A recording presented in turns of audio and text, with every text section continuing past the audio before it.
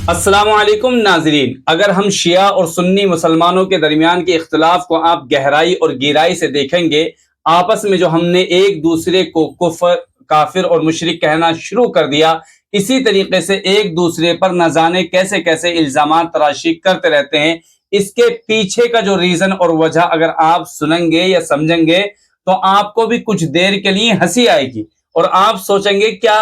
ان چھوٹی چھوٹی باتوں پر بھی ہم اتنے بڑے اختلافات کر سکتے تھے؟ کیا ان چھوٹی چھوٹی باتوں کی وجہ سے کیا ہمیں ایک دوسرے کو لعن طعن کرنا چاہیے تھا؟ یعنی اگر گھر کے اندر جو چار عورتیں لڑتی ہیں ان کے لڑنے کی بھی کوئی نہ کوئی معقول وجہ نکل آتی ہے، لیکن شیعہ اور سنی کے درمیان میں جو لڑنے کی کوئی وجہ ہے اس کی کوئی وجہ سمجھ میں نہیں آتی۔ ہمارے استاد محترم تھے ایک، وہ بتلایا کرتے تھے کہ آج کے دور میں اگر آپ کو پتہ لگانا ہو کہ کس طرح سے شیعہ اور سنی کو آپ دیکھیں کہ ان کا کس طرح سے مائنڈ سیٹ ہے، ان کا دماغی توازن کس طرح خراب ہوا ہے، تو آپ صرف اپنے موبائل فون سے ایک پوسٹ کر دیں اور اس پوسٹ میں یہ لکھا ہوا ہونا چاہیے، اس حدیث کو پیش کر دیں جس میں اللہ کے رسول صلی اللہ علیہ وسلم نے ارشاد فرمایا، من کنت مولاہ فعلی ھذا مولا، کہ جس کا میں ہوں مولا علی بھی اس کا مولا ہے۔ یہ ایک ایسی حدیث ہے جو شیعہ اور سنی دونوں حضرات کے یہاں متفق علیہ ہے،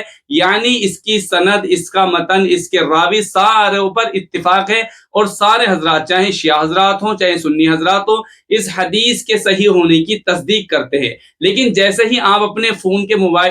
فون پر اس کو پوسٹ کریں گے تو فوراً کمنٹس کرنے والا کوئی کہے گا یا علی مدد، یعنی یہاں سے یہ دوسرا اینگل نکال لے گا، فوراً اس کے نیچے کوئی کمنٹ کرے گا جو صحابہ اکرام کا نہیں وہ کسی کا نہیں، وہیں پر کوئی لعنت کرتا ہوا نظر آئے گا کہ جو اہل بیت سے محبت نہ کرتا ہو، جو حضرت علی سے محبت نہ کرتا ہو، اس پر بھی لعنت۔ اس طرح سے یہ معاملہ اتنا سلسلہ دور ہوتا ہوا چلا جائے گا، ایک دوسرے پر ہم کفر کے، شرک کے فتوے لگانا شروع کر دیں گے، اور جبکہ فضائل کی بات ہو رہی ہے سیدنا حضرت علی کے، لیکن یہاں پر کچھ حضرات دیگر صحابہ اکرام کو درمیان میں لے آتے ہیں اور ان کی محبت یا ان کی نفرت کا غصہ اور جنون یہاں پر نکالنا شروع کر دیتے ہیں، اور یہ اختلاف مزید اتنے بھڑک اٹھتے ہیں اور یہ اختلافات اتنے پیچیدہ ہوتے ہیں، پھر اسی تناظر میں اختلافات کی ہم ایک دوسرے کو لعن طعن کہنا شروع کر دیتے ہیں۔ کوئی کہتا ہے مطاع کی اولاد، کوئی کہتا ہے تم ایسے ہو تم ویسے ہو، یعنی اب یہ معاملہ شروع ہو جاتا ہے اور یہ معاملہ کہیں نہیں رکتا، یہ لامتناہی حد تک چلا جاتا ہے، اور پھر ایک دوسرے کے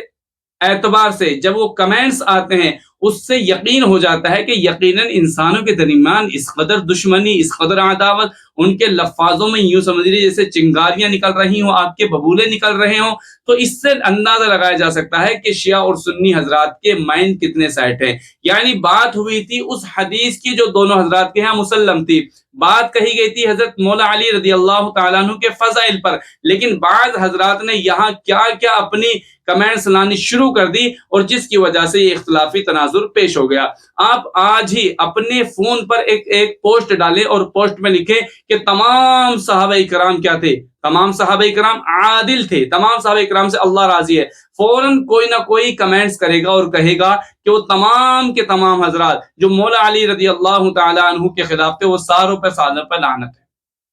اس طرح سے بات کرنا شروع کر دیں گے۔ بعض حضرات کہیں گے کہ وہ جو غزوہ بدر اور غزوہ احد میں بھاگ رہے تھے، بعض حضرات کچھ اور کمنٹس کریں گے، اور یہ سلسلہ لامتناہی انداز پر ہوتا ہوا چلا جائے گا۔ ایک دوسرے کو، یعنی ہم صحابہ اکرام کو، اہل بیت کو برا بھلا کہنے میں نہیں چوکتے، ہم دیکھیں خود کتنے پاک اور صاف شفاف ہیں، جیسے ہمارے گھر میں ہمارے اندر کوئی اختلاف نہیں، ہمارے اندر کوئی عیب نہیں ہے۔ ابے بھیا، اگر صحابہ اکرام اہل بیت کے اندر جو مشہور واقعات ہیں جو کہیں تو مسلم شدہ ہے کہ ہاں یہاں پر کہیں نہ کہیں اختلاف تھا، یہاں پر کسی کی نہ کسی کی چوک تھی، کہیں تاریخی اعتبار سے ان کو قبول ہی نہیں کیا گیا۔ بعض حضرات نے کہا یہ من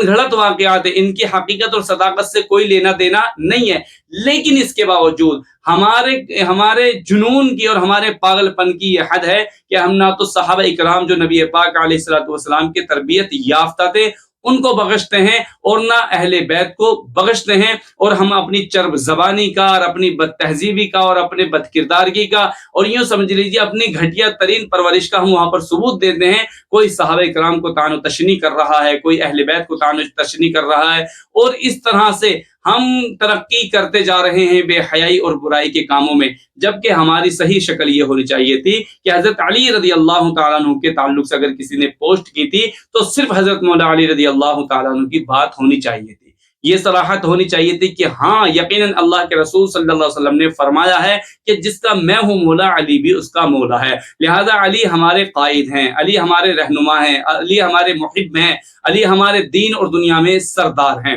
یہ ساری باتیں واضح ہونی چاہیے تھی، حضرت علی کے فضائل پر، ان کے مناقب پر بات ہونی چاہیے تھی، ان کا جو دین کے لیے جذبہ قربانی تھی ان کے واقعات کو لے کر بات ہونی چاہیے تھی، صرف حضرت علی رضی اللہ تعالیٰ عنہ کے فضائل پر یہاں پر بات ہونی چاہیے تھی۔ لیکن چیز آئے گی کہ ہم ان کے فضائل پر بات کرتے، ہم نے کوئی اور مسئلہ ڈال دیا ہوتا ہے اور ان مسئلے پر پھر کسی دوسرے نے کچھ اور مسئلہ ڈال دیا ہوتا ہے، اور اس طرح سے معاملہ اتنا پیچیدہ ہوتا ہے کہ بات تو ہو رہی تھی حضرت علی کے فضائل اور ان کے مناقب پر، لیکن بات یہاں پر آ گئی ہے ان کے اوپر، ان کے صحابہ کرام کی ذات پر حملہ کرنے پر، اور ہم طرح طرح کا اپنا ذہنی اور جو ہمارا دل کے اندر غبار ہوتا ہے، جو دراصل ہم اپنے خاندان کے کسی فرد کے لیے وہ بات نہیں بول سکتے، اپنے کسی عزیز و قارب کے ساتھ نہیں بول سکتے، بسا اوقات ہم کسی سے اختلاف رکھتے ہیں لیکن اس سے ہم بد کلامی نہیں کرتے، لیکن اس کے باوجود ہماری جرأت اور ہماری ہمت اور ہماری بغاوت، ہماری بددینی اور ہماری بد تہذیبی اس لائق کھڑی کر دیتی ہے کہ ہم صحابہ کرام کو برا بھلا کہنا شروع کر دیتے ہیں، اور بسا اوقات ہم اپنی زبان کا غلط استعمال کرتے ہوئے العیاذ باللہ ایسے الفاظ کا مرتکب ہو جاتے ہیں کہ جس سے بس اللہ سے ہمیں ان الفاظ سے پناہ مانگنی چاہیے۔ اس لیے تمام ایمان والوں کو، چاہے ان کا تعلق شیعوں سے ہو چاہے سنیوں سے ہو، ان کو ڈرنا چاہیے اور ان کو صحابہ کرام کا بھی احترام اکرام کرنا چاہیے، اسی طریقے سے اہل بیت کا بھی احترام اکرام کرنا چاہیے، اس لیے کہ اگر اہل بیت اور ہم نے اصحاب رسول کو ترک کر دیا تو یوں سمجھیں مذہب اسلام کے جو دو بازو تھے کہ جن کی وساست سے، جن کے واسطے سے، جن کی روایات سے دین ہم تک پہنچا ہے، تو اگر انہی کو ہم نے سب و شتم کرنا شروع کر دیا، انہی کو ہم نے مورد الزام ٹھہرانا شروع کر دیا اور انہی پر طرح طرح سے ہم نے تبرہ بازی کرنا شروع کر دی، تو میرے محترم، میرے پیارے، یہ تمہارا دین، ہمارا دین محفوظ نہیں ہوگا بلکہ مشکوک ہو جائے گا۔ لہذا آپ تھوڑا نہیں، ذرا نہیں، بہت سوچئے، اس بارے میں حساس رہیے اور کسی کے بھی ورقہ لانے میں نہیں آئیے۔ اللہ رب العزت آپ کے اور میرے بھی ایمان کی حفاظت فرمائے۔ جزاک اللہ۔ اس ویڈیو کو، اس میسج کو زیادہ سے زیادہ شیئر کر دیں، اس لیے کہ محرم الحرام کا مہینہ چل رہا ہے اور لوگ بہت زیادہ طعن تشنیع اور ایک دوسرے کو برا بھلا کہنے میں لگے ہوئے ہیں۔ امت اس وقت پارا پارا ہے، منتشر ہے، طاقت ٹوٹی ہوئی ہے، اور دشمن یہود و نصارہ ہوں، کفار و مشرکین ہیں، اس ہماری تفرقہ بازی کا اور ہمارے اس اختلاف کا بہترین فائدہ اٹھا رہا ہے، اور وہ جہاں پر جاتا ہے دھاوا بولتا حملے کرتا ہے اور مسلمانوں کے خون کو بہت زیادہ سستے انداز میں بہایا جا رہا ہے، اور مسلم امہ اور مسلم قوم صرف اختلافات میں پڑی ہوئی ہے اور ایک دوسرے کا دل دکھانے میں لگی ہوئی ہے۔ جزاک اللہ۔ اس ویڈیو کو آپ زیادہ سے زیادہ شیئر کریں۔ السلام علیکم۔